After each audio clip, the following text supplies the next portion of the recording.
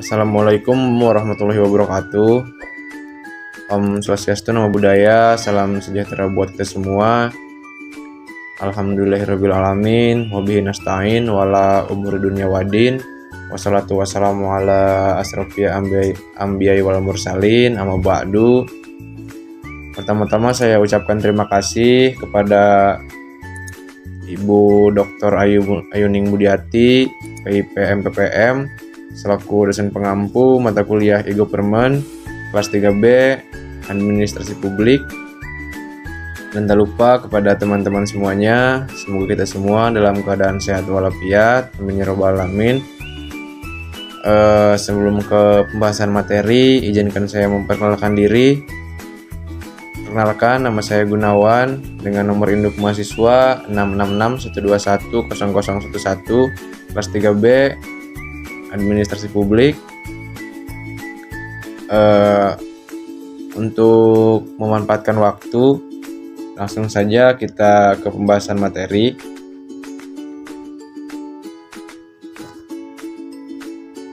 Materi yang akan saya bahas pada kesempatan kali ini yaitu mengenai aplikasi Taspen. Apa itu Taspen? Taspen atau PT Taspen Persero atau Dana Tabungan dan Asuransi Pegawai Negeri adalah badan usaha milik negara Indonesia yang bergerak di bidang asuransi tabungan hari tua dan dana pensiun bagi ASN dan pejabat negara. PT Dana Tabungan dan Asuransi Pegawai Negeri Persero atau disingkat menjadi PT Taspen Persero telah menjadi bagian yang tidak terpisahkan dari perjalanan panjang sejarah abdi negara di Indonesia atas peran yang diberikan oleh pemerintah Republik Indonesia dalam menyelenggarakan program asuransi sosial pegawai negeri sipil atau PNS yang terdiri dari program pensiun pegawai negeri sipil dan tabungan hari tua atau THT dengan tujuan untuk meningkatkan kesejahteraan pegawai negeri pada saat memasuki usia pensiun. Adapun visi dan misi dari PT Taspen Persero ini, yang pertama yaitu visinya menjadi perusahaan asuransi sosial dan dana pensiun yang unggul, terpercaya dan berkelanjutan demi mewujudkan kesejahteraan peserta untuk meningkatkan nilai ekonomi dan sosial Indonesia. Kemudian misinya yaitu untuk memastikan terwujudnya layanan terbaik dan investasi yang andal serta kepemimpinan inovasi bisnis dan transformasi digital dengan didukung oleh sumber daya manusia yang amanah, kompeten, harmonis, loyal, adaptif, dan kolaboratif. Nah, adapun sejarah dari pergantian nama sebelum ke PT Taspen Persero hingga sampai sekarang. Nama perusahaan sebelumnya yaitu yang pertama adalah Perusahaan Negara Dana Tabungan dan Asuransi. Kemudian berubah menjadi Pegawai Negeri atau disingkat menjadi PN Taspen pada tanggal 17 April 1963. Kemudian berubah lagi menjadi Perum Taspen pada tanggal 18 November 1970. Dan yang terakhir yaitu menjadi PT Taspen Persero pada tanggal 4 Januari 1982 hingga sampai sekarang. Oke, lanjut. Adapun produk atau program dari PT Taspen Persero, yang pertama yaitu ada JKK ya, atau Jaminan Kecelakaan Kerja. Jaminan kecelakaan kerja ini memberikan perlindungan atas risiko-risiko kecelakaan yang terjadi dalam hubungan kerja, termasuk kecelakaan yang terjadi dalam perjalanan dari rumah menuju tempat kerja atau sebaliknya, dan penyakit yang disebabkan oleh lingkungan kerja. Kemudian yaitu ada THT ya, atau Tabungan Hari Tua. Program Tabungan Hari Tua ini adalah tabungan yang bersumber dari iuran peserta dan iuran pemerintah beserta pengembangannya, yang diselenggarakan dengan tujuan untuk menjamin agar peserta menerima uang tunai pada saat yang bersangkutan berhenti, baik karena mencapai usia pensiun maupun bukan karena mencapai usia pensiun. Kemudian yaitu ada program pensiun. Program pensiun ini adalah penghasilan yang diterima oleh penerima pensiun setiap bulan sebagai jaminan hari tua dan penghargaan atas jasa-jasa pegawai negeri selama bertahun-tahun bekerja dalam dinas pemerintah. Kemudian itu ada program jaminan kematian atau JKM. Program jaminan kematian ini atau disingkat menjadi JKM adalah perlindungan atas risiko kematian bukan akibat kecelakaan kerja dan bukan juga karena dinas khusus.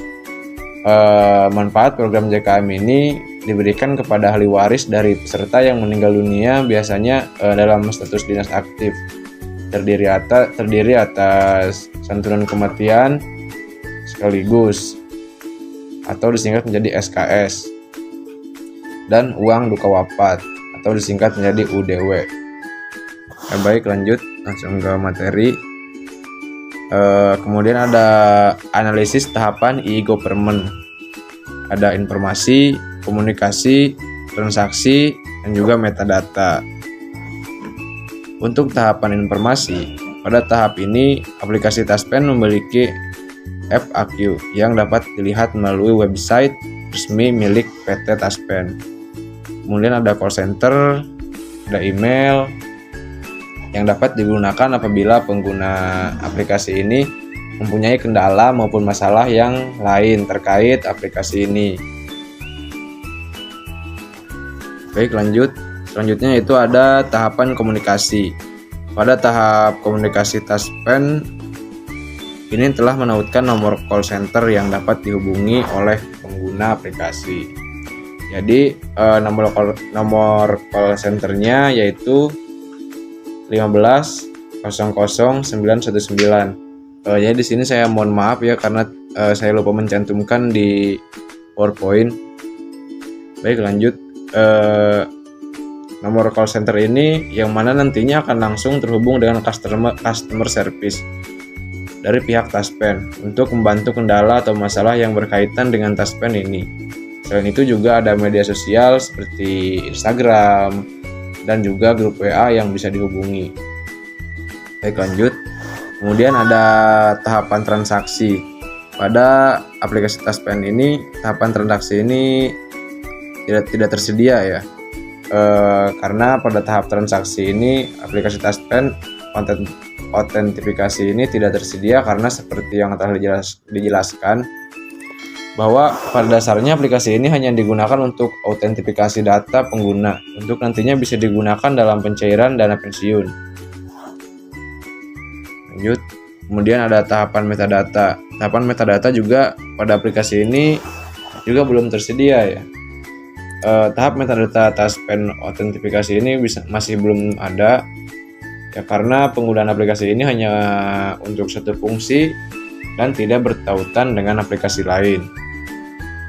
Baik, kemudian ada digital divide. Digital divide merupakan kondisi di mana terjadinya ketidakseimbangan dan kesenjangan pertumbuhan teknologi informasi dan komunikasi di suatu wilayah. Adapun penyebab digital divide itu ada beberapa ya. Yang pertama itu ada masalah finansial, kemudian infrastruktur teknologi yang belum merata, perbedaan gaya hidup masyarakat, regulasi teknologi daerah, dan juga rendahnya penanaman teknologi. Kemudian ada solusi ya untuk digital divide. Yang pertama itu memberikan arahan dan pemahaman kepada masyarakat terkait bagaimana dan cara menggunakan aplikasi Taspen. Yang selanjutnya yaitu mengupdate dan mengecek ulang aplikasi Taspen supaya tidak terjadi server error. Kemudian solusinya yaitu pembangunan infrastruktur digital yang merata, program literasi digital, kerjasama pemerintah dan juga sektor swasta. Baik, yang selanjutnya yaitu analisis user interface. Ada readability, simplicity, memorability, dan struktur. Yang pertama tuh ada readability.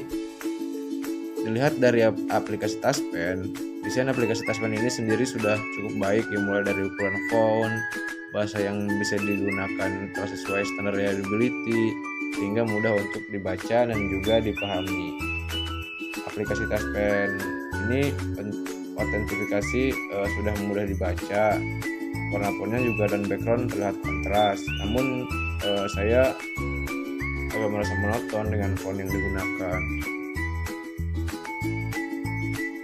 Kemudian ada Simplicity. Aplikasi Taspen memiliki warna yang terpadu, tidak kontras, dan sistem aplikasi autentikasinya berupa data biometrik. Proses autentifikasinya sendiri bisa dibilang mudah, hanya dengan memasukkan nomor Taspen atau notas dan melakukan verifikasi wajah dan suara. Selain fitur utama tadi, dalam aplikasi ini juga menyediakan call center ya, yang sudah dijelaskan di awal tadi, yang biasanya diarahkan langsung ke sistem panggilan suara handphone. Baik, lanjut. Kemudian ada memorability. Aplikasi Taspen ini mudah diingat karena pada saat pencairan dana pensiun, peserta tidak dianjurkan untuk datang ke kantor cabang, namun cukup mendatangi ATM untuk mengambil dana pencairan. Karena memiliki satu fitur utama juga dan satu fitur tambahan, maka penggunaan aplikasi Taspen ini sangat mudah diingat. Baik, lanjut. Kemudian ada struktur. Pada aplikasi Taspen ini dapat diakses dengan proses yang mudah dan simpel, baik mulai dari login hingga ke pencairan dana. Melakukan autentifikasi terhadap beberapa tahapan verifikasi yang harus dilalui, mulai dari melakukan notas, kemudian verifikasi wajah dan suara setiap 1 bulan sekali. Baik, mungkin itu saja yang bisa saya sampaikan. Kurang lebihnya mohon maaf. Saya Gunawan pamit undur diri. Wassalamualaikum warahmatullahi wabarakatuh.